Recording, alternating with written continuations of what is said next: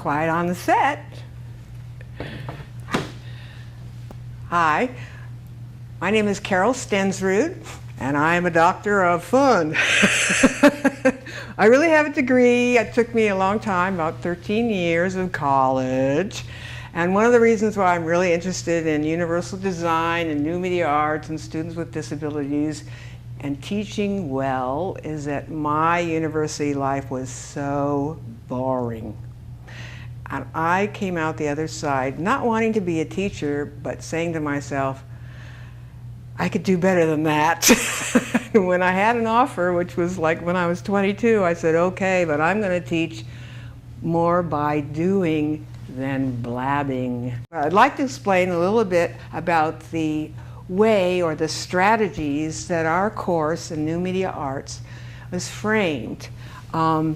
So this is a little bit about universal design or inclusive teaching or good teaching. Teaching so that everybody gets it.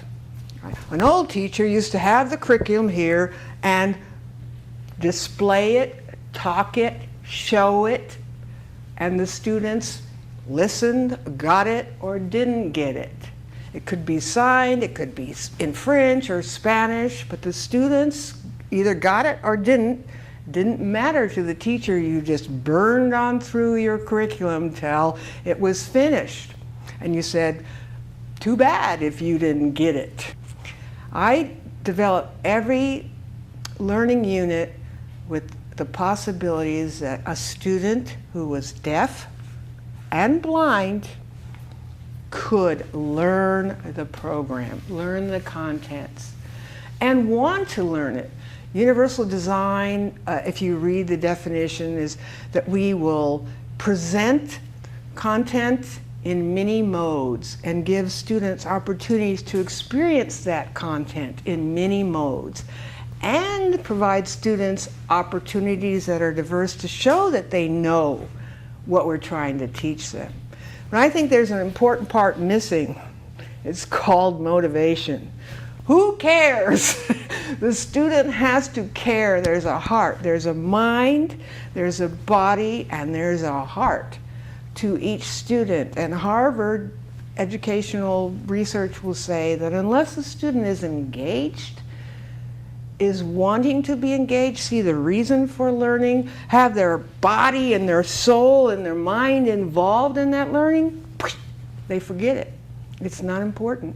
So I really think that one of the skills that I have is to figure out, all right, these students are 18. What are they interested in? Not what I'm interested in. What are they interested in, and what can I put into that text, that context, that will motivate them to learn? Like, filmmaking is not necessarily all that interesting. It can be, but it's a multiple step process. It's quite complicated. Editing is quite boring. It can be anyway. So where do you go with that? You have to stay really contemporary. I think one of the problems with a lot of today's curriculum for young people is that it's not of their interest. So interest is first to me. Adaptation and modification and all that is secondary. If the student is not interested, you're had. It's just not going to work. I love the arts, but young people today are interested in media, photography, videography, texting, phones, taking pictures, Facebooking, blogging. That's what they're interested in. Students with disabilities are interested in that too. And VSA is usually about fine arts. Good enough. But I chose media and new media arts as a path. One, because it's contemporary and it's in the now and it's what young people are interested in. Two, it leads very beautifully to community inclusion, opportunities in post-secondary education.